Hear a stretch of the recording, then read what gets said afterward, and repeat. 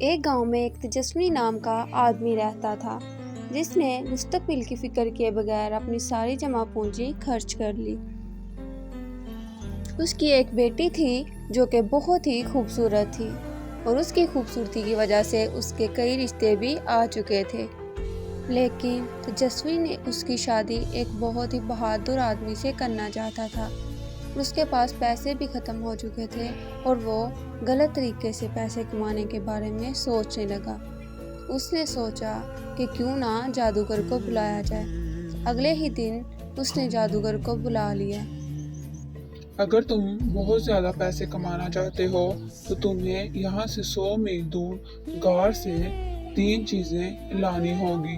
ان چیزوں سے یہ ہوگا کہ تم جسے چاہے اپنے مطابق چلا سکتے ہو، اور وہاں پر جادوئی چڑیلیں بھی ہیں جو ان چیزوں کے ارد گرد منڈلاتی ہیں۔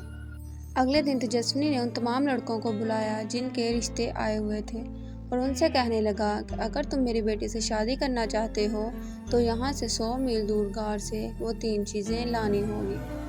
وہ سارے غار کی طرف گئے، لیکن غار کی طرف جانا آسان نہیں تھا۔ ان میں سے کچھ تو واپس آ گئے اور کچھ اپنی جان گنوانا نہیں چاہتے تھے۔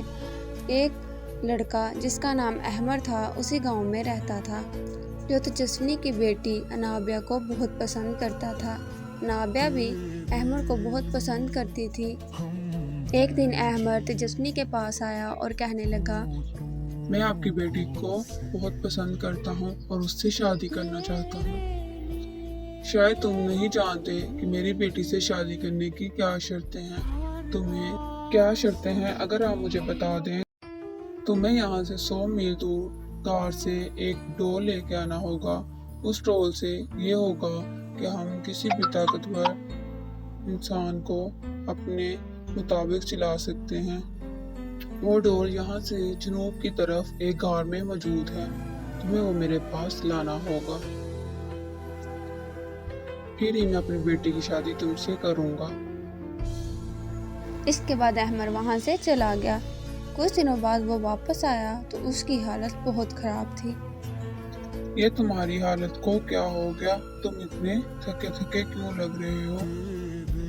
احمد نے کچھ جواب دیے بغیر اپنے جوڑے سے وہ ڈول نکالا اور تجسوی کو دے دیا۔ تجسوی نے وہ ڈول لے لیا۔ جیسے ہی تجسوی نے وہ ڈول لیا، اس نے وہ ڈول کو پیٹا تو طاقتور انسان اس کے سامنے پیش ہو گئے۔ طاقتور انسان دیکھ کر پوچھنے لگے کہ ہمیں کیا کرنا ہے۔ تجسوی کہنے لگا، جاؤ میرے باغ کے ارد گرد پہرا دو تاکہ وہاں کوئی آ نہ سکے۔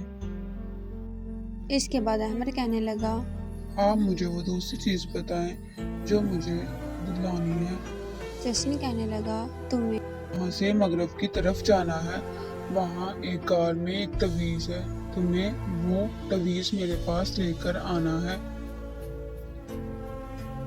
اس کے بعد احمد وہاں سے چلا گیا۔ کچھ دنوں بعد وہ واپس آیا اور لا کر وہ تعویذ تجسوی کو دے دیا۔ تجسوی نے وہ تعویذ اپنی کلائی میں پہن لیا۔ احمد کی حالت بہت ہی خراب ہو چکی تھی۔ اب تیسری چیز یہ ہے کہ تمہیں یہاں سے شمال کی طرف جانا ہے اور وہاں غار میں ایک بولنے والا طوطا ہے، تمہیں وہ طوطا میرے پاس لانا ہے۔ کچھ دنوں بعد احمد اپنی پھٹی ہوئی حالت کے ساتھ واپس آیا اور وہ طوطا لا کر تجسوی کو دے دیا۔ تجسوی طوطے سے کہنے لگا، مجھے سونے کے 100 سکے چاہیے۔ ٹھیک ہے، صبح تک تمہیں 100 سونے کے سکے مل جائیں گے۔ تجسوی نے صبح اٹھ کر دیکھا تو اس کے سامنے 100 سونے کے سکے پڑے تھے۔